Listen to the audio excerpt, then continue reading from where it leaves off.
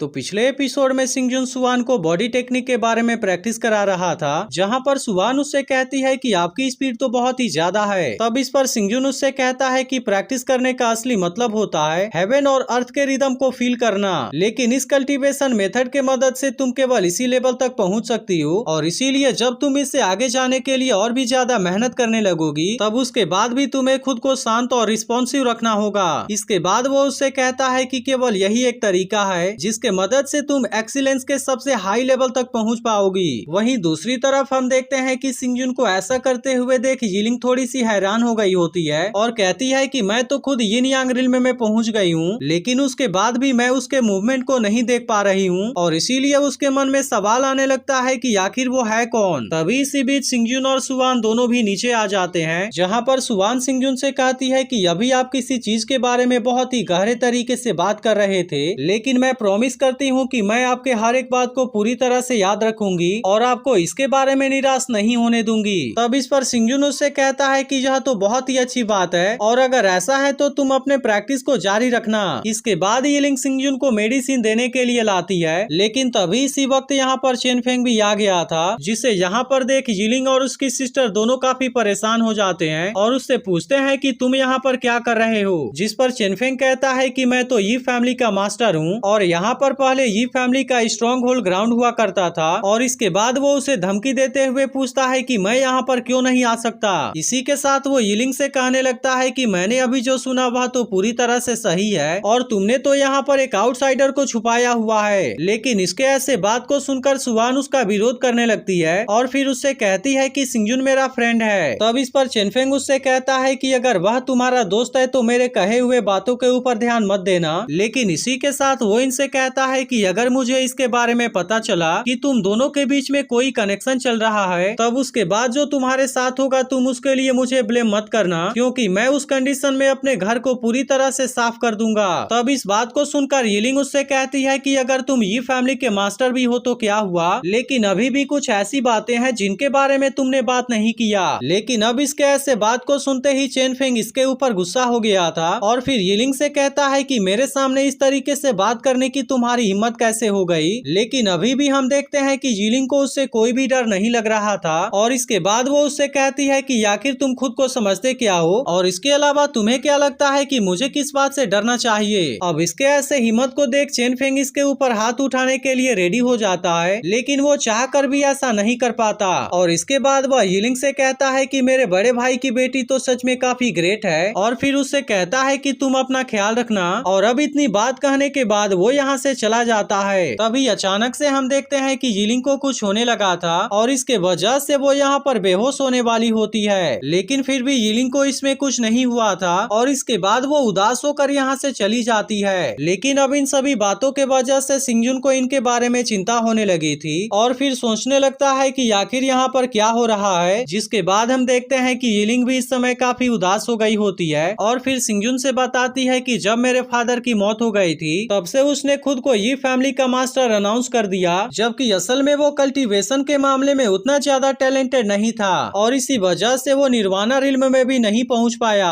लेकिन फिर उसने आसपास के गांव वालों की मदद से पूरे यी फैमिली को सप्रेस कर दिया, और इस तरह से वो यी फैमिली का नया मास्टर बन गया था। लेकिन इसी के साथ हमें यहाँ पर पता चलता है कि चेन फेंग यिलिंग के साथ में शादी भी करना चाहता था, क्योंकि वो केवल इसी के बदले में इनको यहाँ पर रहने देना चाहता था। अब इसके बारे में जानकर सिंगजुन को भी सब कुछ समझ में आ गया था, और फिर सोचने लगता है कि इसीलिए वो यिलिंग के ऊपर कोई भी दाग नहीं लगने देना चाहता, और इसी के साथ उसे यह भी समझ में आ गया था कि यिलिंग उनके लिए केवल एक सेक्रीफाइस के जैसे है। तभी सुवान सिंगजुन से कहती है कि क्या तुम इस मामले में हमारी कोई मदद कर पाओगे। तब इस पर सिंगजुन उससे कहता है कि तुम इसके बारे में बिल्कुल भी चिंता मत करो, क्योंकि आज मैं केवल तुम्हारे वजह से ही यहाँ पर जिंदा हूँ, और इसीलिए मैं अब तुम दोनों को यहाँ पर और ज्यादा सफर नहीं करने दूंगा। जिसके बाद हम देखते हैं कि इस बात को सुनकर सुवान के चेहरे पर भी मुस्कान आ जाती है। फिर अगले सीन में हम देखते हैं कि सिंगजुन अपने रूम के अंदर मेडिटेशन कर रहा होता है, लेकिन तभी इसी बीच यिलिंग भी यहाँ पर आ जाती है और उससे कहती है कि सुवान ने अभी जो तुमसे कहा उसे तुम्हें अपने दिल के ऊपर लेने की कोई जरूरत नहीं है। तब इस पर सिंगजुन उससे पूछता है कि क्या तुमने अपने तकदीर से रिजाइन कर दिया है। जिस पर यिलिंग भी उससे कहती है कि क्या मेरे पास में इसके अलावा कोई और दूसरा ऑप्शन भी बचा हुआ है, क्योंकि हमारे पेरेंट्स के मौत हो जाने के बाद जिस किसी ने भी हमारा देखभाल करने का कोशिश किया, चेन फेंग ने उनको अपने रास्ते से हटा दिया।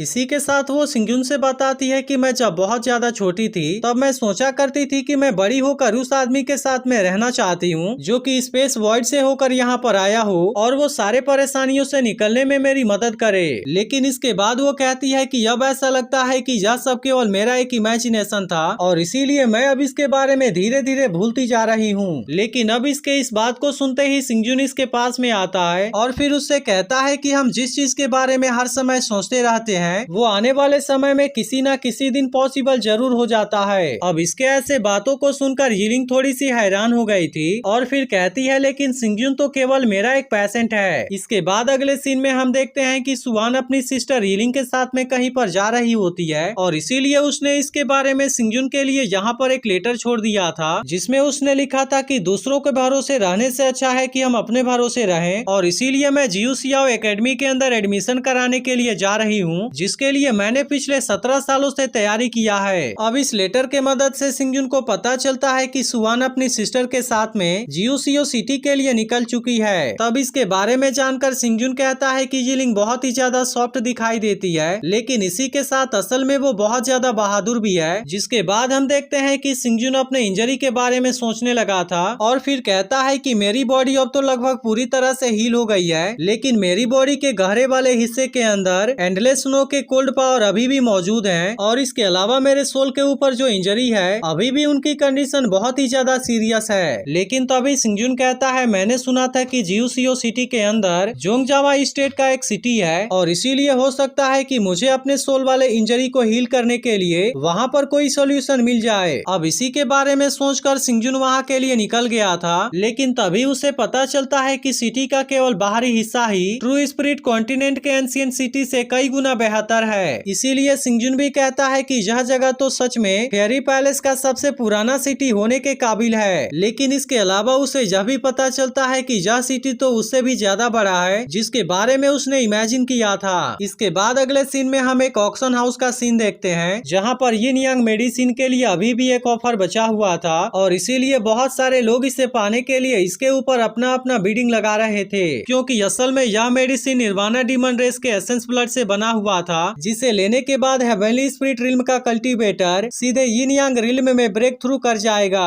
अब इसके बारे में जानकर यहाँ का एक आदमी इसके ऊपर 6 मिलियन से ज्यादा का बिडिंग लगा देता है। जिसके बाद ऑक्शन वाली लेडी पूछती है कि क्या यहाँ पर कोई और वीआईपी है जो कि इसके लिए और ज्यादा बिडिंग लगाना चाहता हो। तभी इसी बीच हम देखते हैं कि सिंगजुन भी यहाँ पर आ गया था और वो इसके ऊपर सीधे 10 मिलियन का बिडिंग लगा देता है। अब इस तरह से जहाँ यिन यांग मेडिसिन सिंगजुन को मिल गई थी लेकिन इसके अंदर केवल एक ही मेडिसिन होती है। जिसके बाद सिंगजुन डिसाइड करता है कि वह यह मेडिसिन सुवान को देगा ताकि वो इसके मदद से यिन यांग रिल्म के लिए ब्रेक थ्रू कर सके और इस तरह से वो उसे अपने लाइफ को बचाने के लिए उसका फेवर भी लौटा देगा। इसके बाद हम देखते हैं कि यहाँ पर अगला ऑक्शन आइटम एक ग्रेट स्वॉर्ड होता है और वह लेडी बताती है कि यह great sword giant spirit warrior का पर्सनल वेपन हुआ करता था जिसकी कल्टीवेशन मार्शल एम्परर रिल्म के पीक पर पहुंच गई थी। इसके अलावा वह लेडी जायंट स्पिरिट वॉरियर के बारे में बहुत सारी बातें बताती है और फिर कहती है कि यह पावरफुल ग्रेट स्वॉर्ड उसी का है लेकिन असल में इस ग्रेट स्वॉर्ड को रिफाइन करने में 10 साल से भी ज्यादा का टाइम लग गया क्योंकि इसे उस आदमी ने रिफाइन किया है जो कि वेपन रिफाइन करने में एक्सपर्ट है और इसके अलावा इसे एक मेटेओराइट आयरन से फोर्ज किया गया है। लेकिन डीमन क्लैन के स्पिरिट टूथ एम्परर के साथ में बैटल करते समय उसकी मौत हो गई और इसी के साथ उसका ग्रेट स्वॉर्ड भी वहाँ पर चकनाचूर हो गया था और इसीलिए वहाँ पर केवल इसके कुछ अवशेष बचे हुए थे। तभी सिंगजुन सोचने लगता है कि ब्लैक होल हेवी स्वॉर्ड तो